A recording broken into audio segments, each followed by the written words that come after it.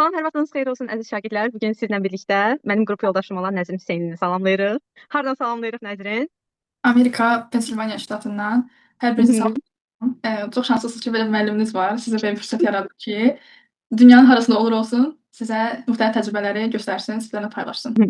Necəsən Nəzrin? Necə gedir orada həyat? Yaxşıyam, xanım, çox sağ ol. Sən necəsən? Yaxşıyam mən də. Yaxşıdır, yəni Ə, idarə edirəm. Da artıq 3-cü, 4-cü ayıma daxil oluram. Hı hı. Yayda bu xəbəri bizə belə ani şok olaraq verəndə hamımız belə şoka düşmüşdük ki, aha, gələcəyin növbəti naziri yetişir bəlkə də. Hamımız çox sevinmişdik sənin adına. İndi də orada olman belə bizi necə deyərlər, çox sevindirir və mən də istədim ki, uşaqlarla bir şeylər paylaşasan, bir şeylər bölüşəsən və təbii ki, şagirdlərin ən çox çətinlik çəkdiyi məqamlar, mən belə proqramlara hardan tapa bilərəm, necə gedə bilərəm, necə müraciət edə bilərəm, hardan araşdıra bilərəm kimi suallarla üz-üzə qalırlar və təkcə şagirdlər yox, məsəl üçün sən özün müəllim olaraq işləyirdin də, düzdürmü? Və sonradan dayandırdın onu və PhD eləmək üçün Amerikaya getdin. Necə oldu bu proses, necə irəlilədi, nələrlə üzləşdin? İstəyirəm ki, bunları bölüşəsən. Əslində bu fikrim çoxdan var idi. Mən 8-ci sinifdə oxuyan ingilis dili müəllimimiz bir video göstərmişdi. Oradan Oxford Universiteti, Cambridge. Onları gördüm və fikirləşdim ki, bir gün mən də mütləq belə bir yerdə oxumalıyam. Və vaxtdan məndə məqsəd oldu. Həm də Amerikada musiqisi idi, nə bilim, filmləri idi. Onlarla məktəb vaxtından xoşduyurdum. Beynimdə qalmışdı ki, mütləq bir gün gedəcəm. Hı hı. Bakalavr Dillər Universitetində oxudum, sənəd yerdə. Sonra Sabahdan. magistraturaya istədim xaricə müraciət eləmək. Əsas qəbul olmuşdum Macaristana, amma getmədim. Azərbaycanda qaldım. Azərbaycanla George Washington Universitetinin hansı ki o da Amerikanındır. Onların bir proqramı var idi, onu oxudum Hı və hı. azdan-çoxdan təhsil sistemindən yaxın tanış oldum. Və Və sonra necə 2000 oldu Amerikaya müraciət elədin? Yəni bu ilk cəhdin idi, yoxsa sınamışdın? yox, Yəni ikinci magistr üçün yox, sırf PhD üçün hə, nəzərdə tuturam. PhD üçün ikinci cəhdim idi. Toplam 10 universitetə müraciət elədim. Hı 2 hı. il. Amma təkrar oldu deyə məsələn birinci ildə 5 idi, ikinci ildə 8 idi. Amma yəni 10 deyildi, 10 idi. Çünki bəzilərinə təkrar müraciət eləmişdim. İlk ilimdə alınmadı. Bu da biraz öz günahım oldu. Çünki yaxşı araşdırmamışdım. Bilmirdim onlara necə bir motivasiya məktubu yazsam maraqlı olar. Araşdırmağa çox vaxtım olmamışdı açığı. Sadəcə ani bir qərarla müraciət eləmişdim, alınmamışdı. Hı Amma hı. ikinci ildə daha çox əmək verdim bunu araşdırmağa. Hə, necə yazım, neyləyim. Ona görə uğurlu alındı. Hı hı. Birinci cəhdimdə yaxşı alınmamışdı, amma çox pis olmuşdum yəni. Çünki Amma elə çox öyrəşmişdim ki, nəyisə ilk cəhddən alınmağını çox öyrəşmişdim. Bu olmayanda biraz məyus oldum. Amma ki yox, yəni necə deyim, imtina eləməmisən, üstünə düşmüsən, ikinci dəfə cəhd eləməyə o cəsarəti özündə tapmaq biraz belə həmişə alınmır da. Hər insan bu cür belə cəsarətə sahib olmur ki, ay birdən yenə uğursuzluqla üzləşərəm, yenə alınmaz. Amma ki imtina eləmək lazım deyil və sən bunun sübutusan bir növ insanlara ki, yəni uğursuzluq anında imtina eləmək yox, üstünə getmək lazımdır və başarı ilə nəticələnə bilər. İkinci dəfə də olmasa bəlkə 5-ci dəfədə nəticələnə bilər. Əsas səhvlərdən nəticə çıxartmaqdır. Özün də dediyin kimi motivasiya məktəbini yazanda uğursuzluqlarla üzləşmisən, sonradan alınıb və s. ki, yəni bu belə böyük bir necə deyim, alqışlanası bir addımdır da. Bəs bu məsələyə valideynlərinin münasibəti necə oldu? Valideynlərinin dəstəyi necə oldu? Düzdür, mən bilirəm ki, sənin valideynlərin çox supportiv insanlardılar. Və yəni səni dəstəklədiklərini düşünürəm elə ilk andan etibarən, amma ki, valideynlərin müəyyən bir qorxusu ki, yaranır. Bunları necə aradan qaldıra bildiniz? Necə həll elədiniz? İnsan əvvəldən biləndə ki, xaricdə oxumaq istəyir və bunu evdəkilərlə bölüşəndə onları yavaş-yavaş öyrəşdirirsən. Onlar da bilirlər ki, gec ya tez bu adam çıxıb get həqiqətən də hər ölkədə oxuyacaq. Ona görə Hı hı. həmişədən yəni fikirlərində var idi ki, düz inanmırlar bəzən də deyirlər də şimdi yəni özünə xəyal qurur falan. Hı hı. Amma Azərbaycandakı təhsilimi həmişə dəstək olublar. Hı Məsələn, hı. sabah qrupuna mən getmək istəmirdim, çünki öz qrupumu çox sevirdim, birinci kursdakıları. Evdən mənə məcbur elədilər ki, get, niyə də getməyəsən. Magistraturada da çox marağım yox idi, çünki bakalavr təhsilindən çox məmnun qalmamışdım. İstəmirdim bir də 2 ilimi ona sərf eləyim. Onda da məni yəni itələdilər ki, yox, mütləq getməlisən, getməlisən. Amma doktorantura elə də açıq deyildilər, yəni düzünü desəm. Həm Hı də hı. çünki xaricdə idi. Hı hı. Ə, amma yəni sonunda qəbul olandan sonra dedilər ki, yəni get, artıq sən arzundur, sən tuta bilmərik. Hı hı. Nə qədər müddət orada olacaqsan? 4 illik proqram, amma yay Vav. tətilində gələ bilərəm. Yay tətilində gələ bilərəm. Çünki bizim dərsimiz mayın əvvəl bitir, avqustun axırı başlayır. Yəni 3 ay Hı əslində hı. burada qalıb praktikada keçə bilərəm ya iş tapa bilərəm. Hı Amma hı. mən Azərbaycana qayıtmaq istəyirəm, yəni Hı yayda. hı. Təqaüd proqramı ilə qəbul olmusan da, düzdürmü? Deməli, doktoranturada vəziyyət fərqlidir magistraturadan. Amerikada əksər doktorantura proqramlarında assistantship deyə bir şey var. Bu da odur ki, 3 cür olur. Birincisi odur ki, məsələn, ya müəllim kimi işləyirsən, yəni Hı hı. dərs keçirsən universitetdə və bunun müqabilində həm stipendiya alırsan, həm də təhsil xərclərindən azad olursan. İkinci növü bu daha çox texniki fənlərdə olur. Hı Ki hı. araşdırma assistantı olursan, yəni öz professoruna və yaxud da ki, özün nəyisə araşdırırsan və bunun müqabilində eyni şəkildə stipendiya alırsan və təhsil xərclərindən azad olursan. Üçüncüsü administrativ olur. Yəni ofisdə hər hansı bir iş görsən, e-maillara cavab vermək olsun, tələbələrlə işləmək olsun. Yəni bu üçündən birini universitet sizə təyin edir. Və onun sayəsində belə deyək də sağ qalırsan burda. Hı hı. Yəni verdiyi məbləğ dəhşət çox olmur, amma əgər xəstəni idarə edə bilirsənsə, tək yaşamaq yox, otaq yoldaşlarınla yaşamaq olsun və yaxud da yeməklərini özün bişirmək olsun, bunları idarə edə bilirsənsə, yaşamaq olur o verilən məbləğlə. Bu arada onu qeyd edeyim ki, yəni PhD, bakalavr, magistr hər birinin öz şərtləri, öz prinsipləri, öz təqaüd proqramları, ixtisasa uyğun olaraq, ölkəyə uyğun olaraq bunların hamısı dəyişkəndir və getmək istədiyiniz ölkəni mütləq araşdırmaq lazımdır. Ondan sonra addım atmaq lazımdır. Universitetin təqaüd proqramlarını, ixtisası və sair bunların hamısını geniş araşdırıb sonra müraciət etmək lazımdır ki, sonra Mütləq, orada challenge-la üzləşməyəsiniz də. mütləq. Özü Amerikada lap çətindir, çünki Hı. universitetdə həddən artıq çoxdur. Hamısının özünün spesifik qanunları var və o dönəm universitetə müraciət edəndə yəni başımı itirmişdim də, çünki bilmirdim hansına necə yazım, məktubu, hərəsinə ayrı-ayrı ixtisasları idi, bir-birinə əlaqəli olsa da. Yəni Hı hı. araşdırmaq üçün minimum məncə müraciət tarixindən nə bilim 8-9 ay ən azı əvvəl baxmaq Bəli, lazımdır hamısına. hazırlıq prosesi mütləq lazımdır. Özün bir Amerikada yaşayan bir insan kimi Amerikaya uyğunlaşmaq sənin üçün çətinmi oldu, yoxsa hələ adaptasiya prosesindəsənmi? Yəni Azərbaycan təhsili ilə Amerikanın təhsilini müqayisə edəndə hansı avantajlarla, dezavantajlarla qarşılaşırsan? Bu kimi məqamları, yəni bacardığın qədər vurğulamağını istəyərəm, amma ən çox həyat, sosiallaşmaq, bu kimi məsələlərə də toxunmağını istəyərəm. Bura gələndə indi sualı 2 yerə böləcəm. Bir akademik hissəyə Hı bölək, bir hı. sosial hissəyə. Hı hı. Akademik cəhətdən çox da problem yaşamadım öyrəşməkdə. Çünki dediyim kimi magistr proqramım Amerikanla əlaqəsi var idi. Bura gələndə elə eynisi idi demək olar və ona görə də hətta Azərbaycandakı proqramımıza qibtə elədim. Yəni yaxşı mənada ki, nə yaxşı ki, ölkəmizdə bir proqramlar var ki, yəni Amerikaya getmədən belə bu qədər yaxın olmuşuq əslində. Aha. Fərqində Pedaqoji olmadıq. universitetində idi, də Pedaqoji yanılmıramsa, universitet. düzdür? Hı hı. Eynən. Yəni ona görə akademik cəhətdən elə də problem yaşamadım öyrəşməyə. Başqa məsələn sosial olaraq bura gələndə, mən qorxurdum ki, tək qalaram, nə bilim, dost necə taparam. Çünki Azərbaycanda elə də yəni ekstrovert biri deyiləm. Bura Hı hı. gələndə artıq məcbur oldum ki, ekstrovert olum və gələndə gördüm ki, tələbələrin əksəriyyəti beynəlxalq tələbələrdir. Bu da yaxşı bir şey. Çünki beynəlxalq olanda onlar da sənin qədər təkdirlər. Yəni onlar da ailəsini öz ölkələrində qoyub gəliblər. Hı Ona hı. görə onlarla da çox vaxt keçirməyə başladım və özümə icazə vermədim ki, məsələn, həftə sonu evdə oturum. Ki Azərbaycanda çox yorulurdum işdə. Həftə sonu mütləq evdə oturmaq istəyirdim. Amma burada artıq Hı özümü hı. məcbur edirəm ki, çıxım çölə, onlarla sosiallaşım, ünsiyyət qurum. Belə, yəni daha yaxşı oldu adaptasiya prosesi. Yox, əgər introvert olsaydım, əgər ünsiyyətdən qaçsaydım, böyük ehtimalla depressiyaya düşərdim burada. Hı hı. Elə olur.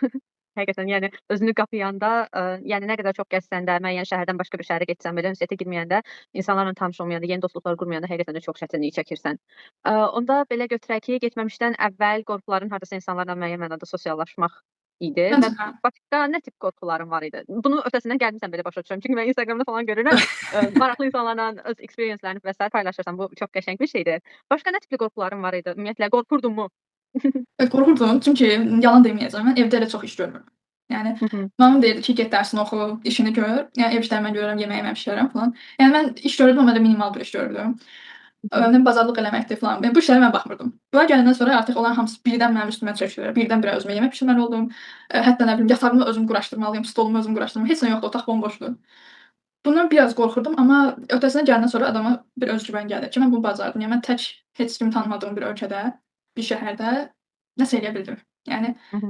o gün Instagramda belə bir şey görmüşdüm. Deyir ki, insanın müstəqil olduğu an ailə evini tərk elədiyi andan sonra başlayır. Yəni ona qədər heç vaxt tam müstəqil ola bilməzsən, heç vaxt tam öz potensialını anlaya bilməzsən. Doğrudan onu görəndən sonra başa düşdüm ki, düz deyilmiş əslində. Amma bizdə elə deyil də. Bizdə çox vaxt biz elə valideynlərin himayəsində yaşayırıq. Burada pis bir şey yoxdur əslində, amma Aha.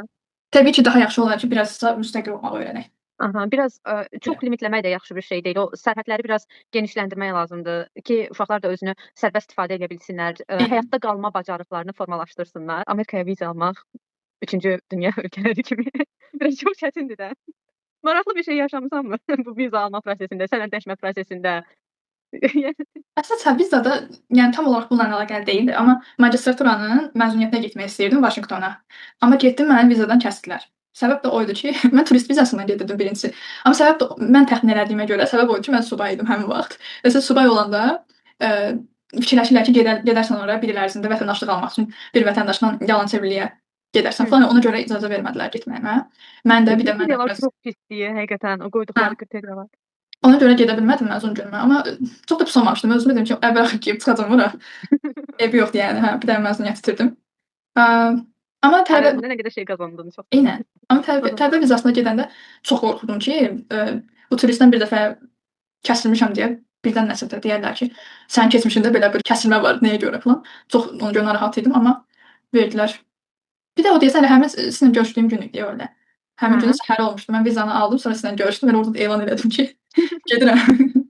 Mən vaxtı İtaliyaya viza alanda mənim başıma açmadıqları oyun qalmamışdı inansan. Mən bir dənə sığortanı inansan 10 dənə müxtəlif şirkətdən sığorta aldım ki, qəbul eləsinlər. 3 gündən bir sığortaya dair tələblərini dəyişirdilər. Yəni ki, yox biz bu şirkətin sığortasını qəbul eləmirik, başqa şirkət və s. Axırda mənim uçmağıma 1 gün mü yaxud 2 gün mü qalmış. Dedilər ki, aha uça bilərsiniz də, yəni vizanız təsdiq oldu da. Yəni o qədər çox belə ağlamışdım ki də, yəni oturub səkilərdə ağlayırdım piyada keçidlərində. Mən gedə bilməyəcəm deyəsən. O görə viza mənim belə qorxulu travma kimi qalıbdı mənim beynimdə. İndi də məsəl üçün xaricdə falan oxumaq kimi bir planım var düzü gələcəkdə də. Hətta magistrımı falan belə saxlamışam ki, gedərəm də. Amma məsəl viza prosesini xəyal edirəm belə, ay da yenə məni ağladacaqlar falan. Cidden çox travmatik idi. Hədsiz. Çox başa düşə bilirəm onu. Yəni həqiqətən çünki turistdən kəsəndə eyni o vəziyyətdədir. Mən də xəyallar qurub. Yəni oturub paltarları belə planlamışdıq ki, hə bu birinci gün bunu geyinərik, ikinci gün bunu geyinərik. Falan yerləri gəzərik. Amma gedə bilməmişdik. Bir də yəni təsəvvür edə bilmirəm ki, məsələn mənim ondan neçə yaşım var? 22 yaşım var idi. Məsələn ondan keçəndə hələ bakalavrda oxuyurdum da. Yəni bakalavrda oxuyanda bir də işin də yoxdur, çox bir anlayışın da yoxdur həyatla bağlı, keçir-keçirlərlə bağlı. Yəni birdən səni kimsə kəsəndə heç yəni Demotivasiya təsəvvür olursan edəmirəm. belə. Ay da bacarmadım. Həyatın ilkin Hə. mərhələsində bir qolbu qanadını sındırırlarmış kimi olursan, amma əvvəl-axır alınması ən azından o şeyi bərpa eləyirdi. O Yaponlarda bir dənə şey var, sənətin adını yadımdan çıxartmışam. Sınıq qablardan şey düzəldirlər, onları birləşdirirlər, arasına başqa maddələr falan qoyurlar. Belə tam ifadə edə bilmirəm, şəklini tapsam qoyaram. Belə necə deyim, yəni nəsə qırılsa belə onu daha gözəl versiyaya gətirmək mümkün olur da istər-istəməz. Azərbaycandakı nəzrin yoxsa Amerikadakı nəzrin?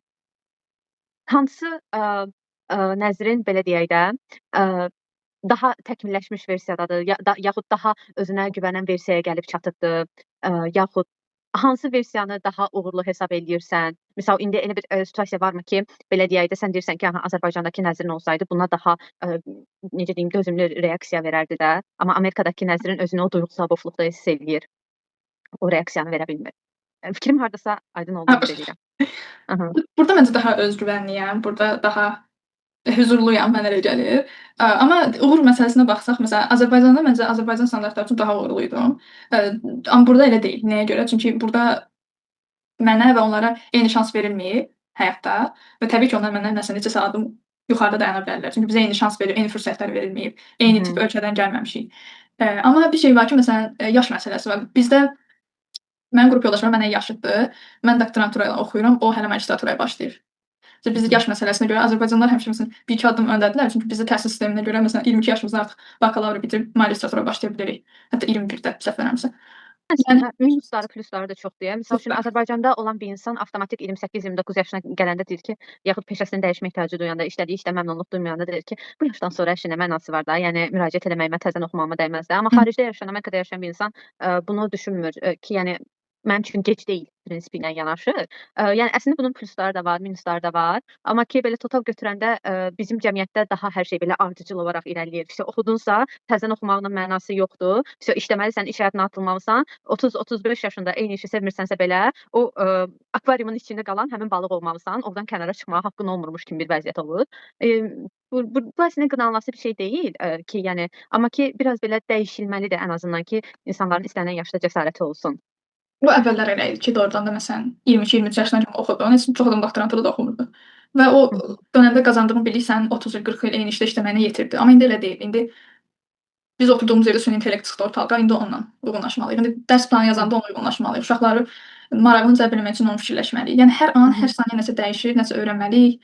Təbii ki, indi bu o demək deyil ki, belə formal təhsil almalısan, təzə magistr oxumalısan falan, amma əvvəlki dönəm kimi deyil də. Təəssüf ki, yenə hər an nəsə öyrənməliyik. Hər an. Zamanına ayaq uydurmaq lazımdır biraz istər-istəməz. Eynən. Və sən bayaq da dedim ki, müəllim işləyirdin Azərbaycanda. Çünki mən görürdüm ki, paylaşımlar eləyirsən şagirdlərinlə bağlı və s. Və əslində hər şey bir qırağa qalsın. Bir vaxt magistri bitirib dərhal PhD-yə verəsən, işləməyəsən, qurulu bir düzən yaratmayasan. Biri də var yaradasan və onu dayandırıb təzədən yeni bir addım atasan. Bu yeni bir addımı atanda sənin üçün çətin olmadı? Mən bunu şəxsən özüm üçün soruşuram. Nəyə görə? Çünki mən artıq 3-cü ilimdir işləyirəm və bəzən şagirdlərimi qoyub getmək mənə çox çətin gəlir. Emosional olaraq çətin gəlir ki, mən onlara söz vermişəm, onları axıra qədər aparmalıyam, özüm yetişdirməliyəm və amma bir tərəfdən də özümdə nəsə eləmək istəyirəm, nəyisə çatmaq istəyirəm və çox belə gedib gəlirəm də, başa düşürsən. Bilmirəm ki, neyniyim? Şagirdlərimə verdiyim sözümün üstündə durum, yoxsa öz xəyallarımı mı ardınca qaçım? Yəni belə döngünün içində qalıram sözün açığı. Sən bundan necə baş elədin? Mən 2023-də başladım məktəbdə işləməyə, 90 nömrəli məktəbdə. Burada şagirdlərimə salamlar. Eee, və orada oxuyanda artıq yenə onsuz da bilirdim ki, nə vaxtsa doğrudan da çıxıb gedəcəm. Ona görə heç vaxt məsələn uşaqlara söz verməmişdim. Mən sizi axıra qədər aparacam. Günahı mən özüm Heç vaxt eləyirəm onda. Günahı mən özüm eləyirəm. heç vaxt söz verməmişəm. Bir də uşaqlara da deyirdim ki, uşaqlar gedəcəm bir gün. Mən məzuniyyətə gedəcəyimi demişdim ki, gedə bilmədim. Uşaqlar dedilər, müəllim niyə gedə bilmədiniz? Bəs nə oldu? Hər dəfə yarımada səbirdilər. Hı hı. Mən də yəni o sualı özümə verirdim ki, burada oturmuş bir həyatım var, işim var.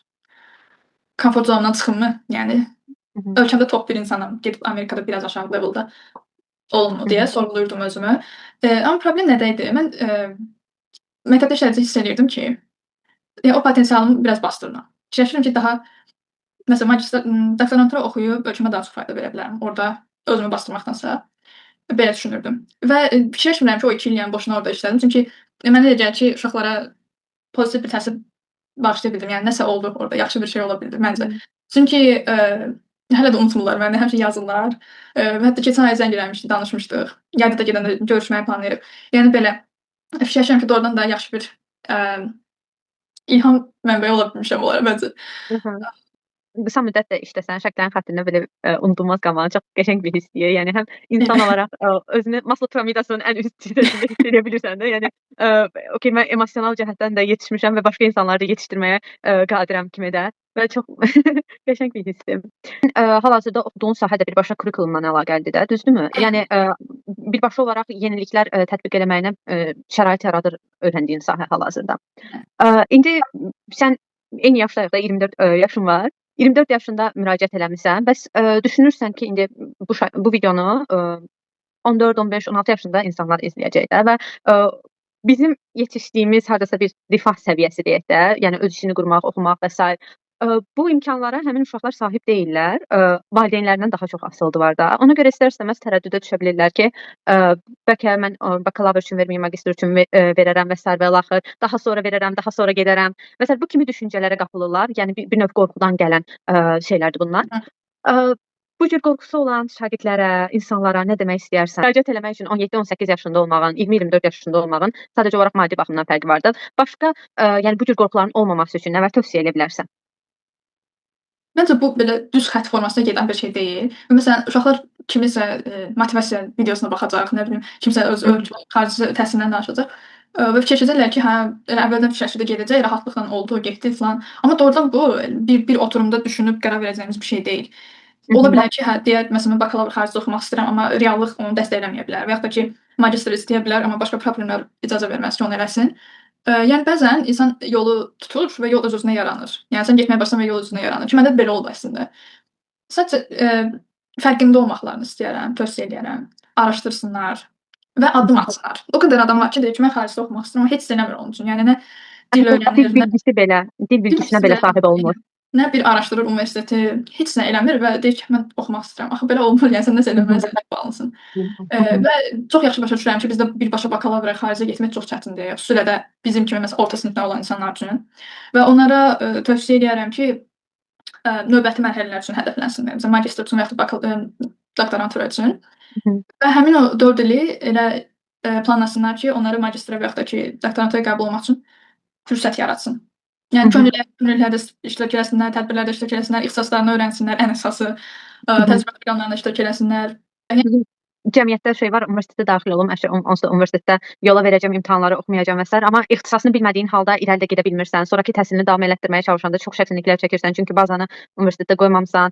İşləmək istəyəndə artıq istər-istəməz çətinliyə düşürsən ki, çünki bilmirsən artıq bunu. Ona görə biraz belə bizdə bakalavra universitetə qarşı ümumiyyətlə biraz biganəlik var. Bunu əslində aradan qaldırmaq lazımdır cəmiyyətdəki. Yəni universitet ali təhsildir də. Yəni sən bura çatanda artıq özünü təkmilləşdirmək üçün çalışmalısan. Təkcə ixtisas baxımından yox, sosial bacarıqlarını, hard skill-lərini və s. bunların hamısını paralel aparmalısan da. Bakalavrda düzdür. Bizdə mən həmişə deyirəm ki, məsələn 10-11-ci siniflərim var idi.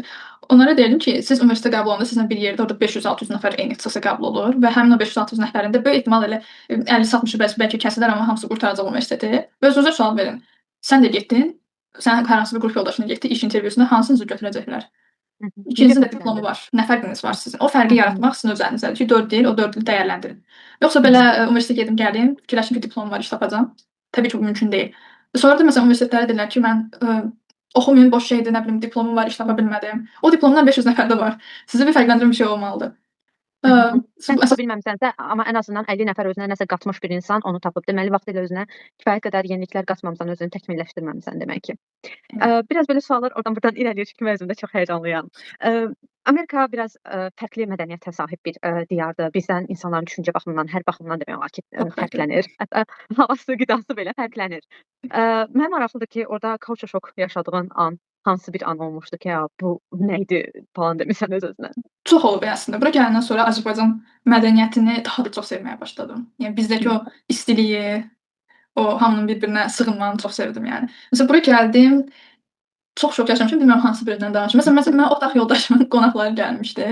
Özləri 6 saat bir yol maşın sürüb gəlmişdilər. Məsələn, bizdə Hı olsa hı. biz elə bir süfrə açarıq ki, orada barmaq qoymağa bir boş nöqtə Hı olmaz hı. süfrədə. Amma burada elə deyil. Yəni qonaqlar gəldi və qonaqlarla çıxdılar getdilər mərkəzə harasa bir yemək yeməyə. Belə. Məsələn, bizdə olsa biz bunu əsla eləməliyik. Yeməklə bağlı. Orada Çöl yeməkləri heç Azərbaycan qədər qəşəng dadmır. Hətta türk restoranlarına belə gedirsiniz, yenə Azərbaycandakı kimi qəşəng dadmır heç bir şey. Hı hı.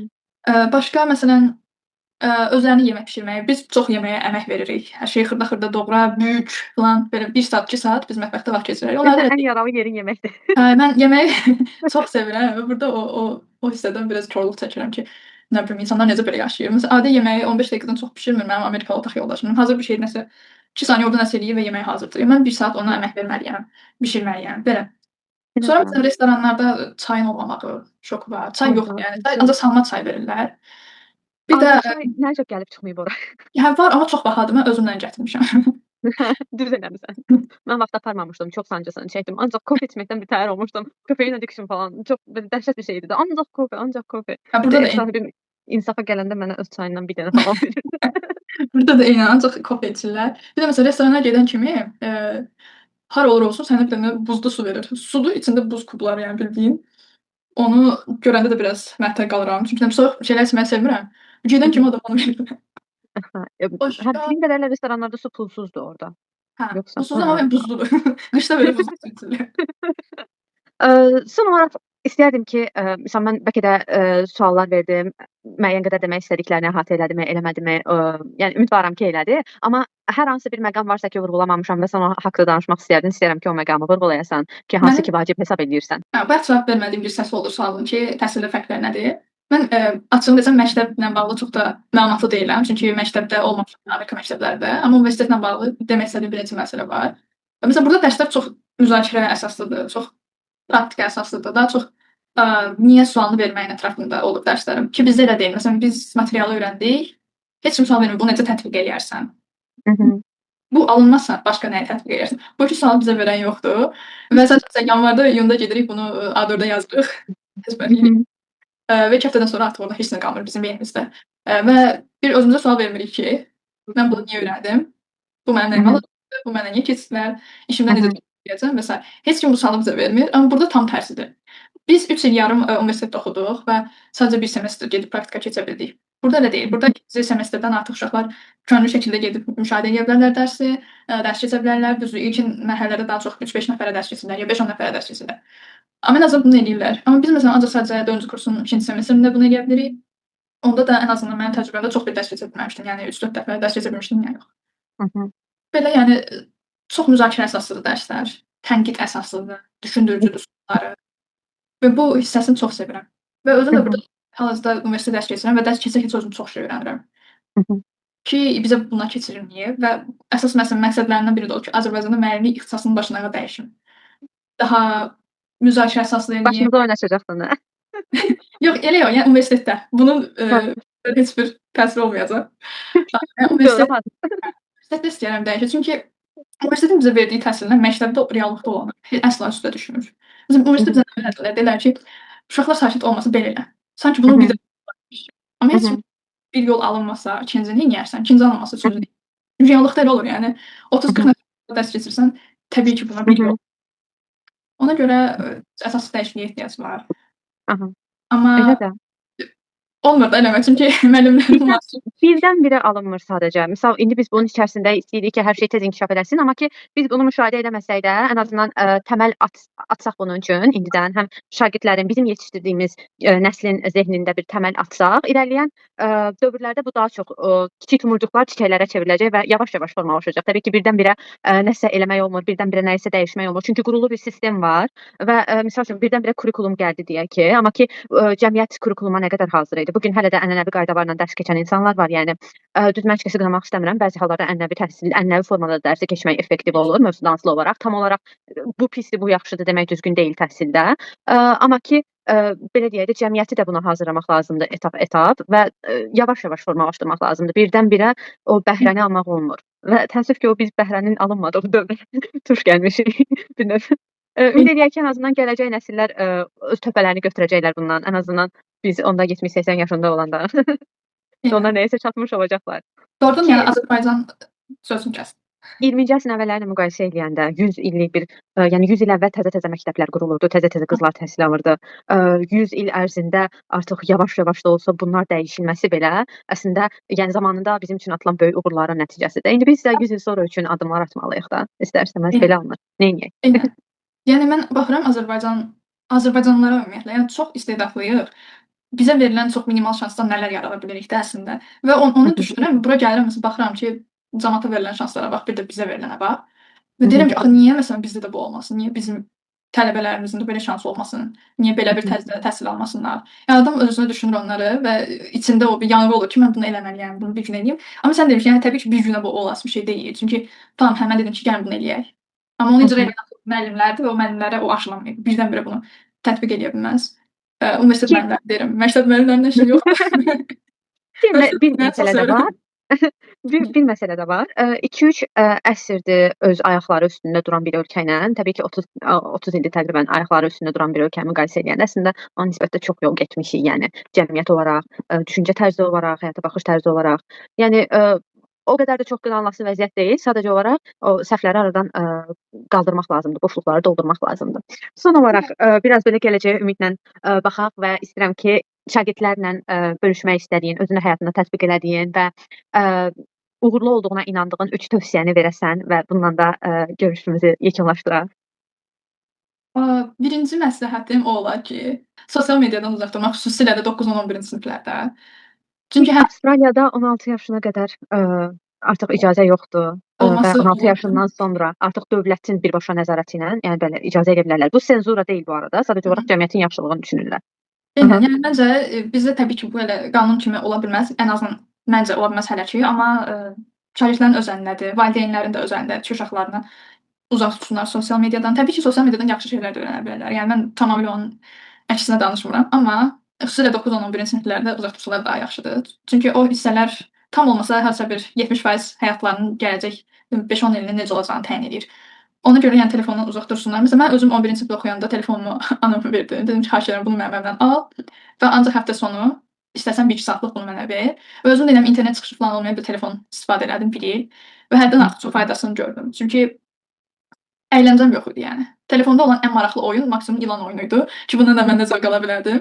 Və elə bir vəziyyətə özünüzü gətirməlisiniz ki, sizin həyatınızdakı tək əyləncə o test olsun, o kitab olsun. Çünki bilirəm çox dözülməzdir, bilirəm çox çətindir. Yəni TikTokun, Instagramın olduğu bir dövrdə bir test insana niyə maraqlı gəlsin? Amma özünüzü Sosial medianın verdiyi dopamini testlər vermir. Amma ki mən məsələn 10-11-i xatırlayanda mən test işləməkdən çox zövq alırdım bəzən. Ürəyim gedirdi test işləməkdən. Bilmirəm, mən manyak idim.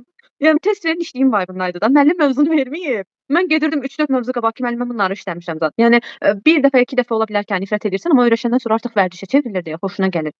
Yəni ona bir zülm, bir əziyyət kimi baxmayın. Ona bir sizin xəyallarınızı aparan bir yol kimi baxın. Yəni təbii ki, zövq almayacaqsınız, amma özünüzü elə proqramlaya bilərsiniz, beyninizi elə proqramlaya bilərsiniz ki, o sizə zövq versin. Ki bunu eləmək çətin olacaq, amma mümkündür. Yəni əsla sosial medianın qulu olmayın yəni. İkincisi o olar ki, digərlərinin dediklərinə çox fikir verməsin. Çox adam olacaq deyəcək ki, hə sən hara falan iş hara falan ixtisas hara. Mən səni orada görmürəm. Gülə bilərlər ki, sən xarici oxumaq istəyirsən, sən harana yaraşır falan. Çünki yaşanıb yəni bunlar. Ona görə əsla heç kimin sizə heç nə isə eləyə bilməzsən deməyinə icazə verməyin. Bir şey inanırsınızsa onun arxasınca gedin. Mən demirəm elə getsəz hər şey əla olacaq, super olacaq, ilk cəhddən alınacaq ki, olmur belə şeylər, bu ancaq nağıllar olur. Amma arzunuza doğru gedin. Biraz da realist olun. mütləq realist olmağı bacarın. Kiminsə dediyinə əsasən gedib bir işi görmək, bir ixtisasa qəbul olmaq mı daha yaxşıdır, yoxsa öz istədiyiniz bir şeyə mi getmək? Öz istədiyiniz şeyə gedib peşman olsanız, tək günahkar özünüz olacaqsınız. Amma bir də var ki, nəyisə gedib eləyərsiniz və qıraqda kimsə qını yazasınız ki, hə sənə görə belə oldu. Mən niyə vaxtında öz istədiyimi seçmədim filan. Yəni o ixtisası seçəndə onu eləyəcək adam sizsiniz. Bir ömür o işi görəcək insan sizsiniz. Ona görə öz seçimlərinizə sadiq qalın. Amma bunu biraz məntiqli şəkildə eləsələr çox Yəni. yaxşı olar. Yəni bu demək deyil ki, valideynlər, müəllimlər və sair səhv danışır da. Yəni istəmirəm səhv başa düşsünlər. Çünki biz yenə də ətrafa qulaq verməliyik. Amma sonda bundan düzgün nəticə çıxarmağı bacarmalıyıq. Yenə qərarı özünüz verirsiniz. Nəzim müəllimə bunu demək istəyir. Qərarı verən özünüzsüz. Amma yenə də ətrafa qulaq verin, ətrafı dinləyin və yenə də özünüz öz qərarınızı verin. Kiminsə sözünü dinləyib, biri deyir riyaziyyat müəllimi ol, riyaziyyat müəllimi oldum söhbəti deyil. Mən gedəcəm, nə bilim, kompüter mühəndisi olacağam çünki orada yaxşı pul var, amma sən əslində riyaziyyatı bilmirsən. Məsəl üçün riyaziyyatda çox zəifsən. Özün bilirsən ki, zəifsən. Amma kimsə sənə deyibdi ki, orada yaxşı maaş var, yaxşı pul var, gələcəyin ixtisasıdır və seçirsən. Yəni biraz məntiqli davranmaq lazımdır ixtisas seçimində. Yəni ona görə mütləq realist olun. Yəni çünki sizin xəyallarınızı, sizin bacaqlarınız həmişə dəstəkləməyəcək. Yəni təəssüf ki, belə olur. Təəssüf ki, belə olur. Məsələn, həqiqətən bir də 21-ci əsrin ixtisaslarını fikirləşmək lazımdır. Həmin bu işi gördüm, bu işi oxudum. Bunun sonrası nə olacaq? Yəni mütləq gələcəkdə düşün. Bir də bir şey də demək istəyirəm ki, yəni hər hansısa bir ixtisası seçsinizsə, ömür boyu onu eləmək məcburiyyətində də deyilsiniz. Artıq dünya elə bir yerə çevrilib ki, oxuduğunuz ixtisasla tamam əlaqəsiz bir şeylə məşğul ola bilərsiniz. Və bu normaldır artıq. Və sonuncu məsləhətim də o olar ki, özünüzə aid bir hobbiniz olsun, özünüzə aid bir dərsdən kənar bir kimliyiniz də olsun. Çünki bu arada sizə bir şey deyim. Nəzrin, əslində iki şey deyəcəm. Demək, Nəzrin biz universitetdə oxuyurduq. O Vaqif Səmədoğlu'nun Instagram səhifəsini və Facebook'u da eyni zamanda yanılmıramsa düzdür? Yəni ancaq Instagram. Vaqif Səmədoğlu'nun Instagram səhifəsini yaradı və onun şeirlərini falan paylaşır. Amma görsəz nə gözəldir də, yəni səhifə. Və Nəzrinə birbaşa olaraq Vaqif Səmədoğlu'nun ailə üzvləri tərəfindən də yanılmıramsa mükafat vermişdilər. O qədər gözəl idi ki, yəni ərimişdim də təmiz ki, oyda mənim qrup yoldaşım nələr eləyir, nələr. Bir də Nəzrin uşaqlıqdan gələn bir hobisi var, musiqi ilə bağlı. Həm pianoda, həm gitarada ifa eləyə bilir, yanılmıramsa.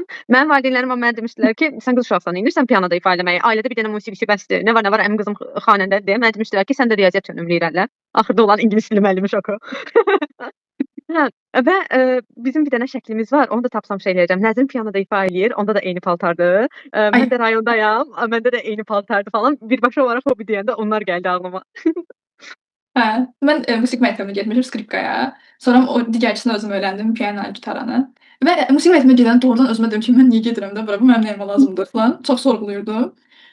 Amma sonradan fərqinə vardım ki, insan dünya harasında olursa olsun, onun hobbiləridir, onu digər insanlara bağlayan, digər insanlarla ünsiyyət qurmağa yol açan. Doğrudan, yəni bura gələndən sonra gördüm ki, hə, nə sadəcə musiqi ilə, sadəcə ortaq, nə bilim, zövqlərlə nə qədər dost qazana bilirəm və yaxud da sadəcə musiqi olmaya da bilər, idman ola bilər, nə bilim, film izləmək olsun, kitab oxumaq olsun. Hamısını, yəni özünüzün bir kimliyinizə, öz kimliyinizə hopdurun. Yəni sadəcə dərs oxumaqla bir insan inşa edilməz, yəni mütləq özünüzə əlavə kimliklər də əlavə eləyin. İdman özüm xüsusilə vurğulamasın. Çünki mən idmana getməmişəm və onun təsirlərini indi görə bilirəm. Burada məsələn baxıram ki, mənfi 10 dərəcə soyuqdur, kimsə küçədə qaçır. Özümə deyirəm ki, Azərbaycanda bunu görmək olmaz. Yəni Azərbaycanda qar yağanda hamı xəngəlini bişirib evində oturur. Ağlıma Xəzər TV-də hər il dənizdəki suya qışda girən dayday gəlir. Məndə biraz belə idman təcrübəsi olub tennisdə. 13-cü yerə çıxmışdım. İdmandakı yeganə oluram. Başqa heç nə. Belə kitab oxumaqdan, musiqi dinləməkdən və sadəcə olaraq müəyyən intellektual yarışlardan başqa heç bir hobbim olmayıb və buna görə valideynlərimə minnətdaram.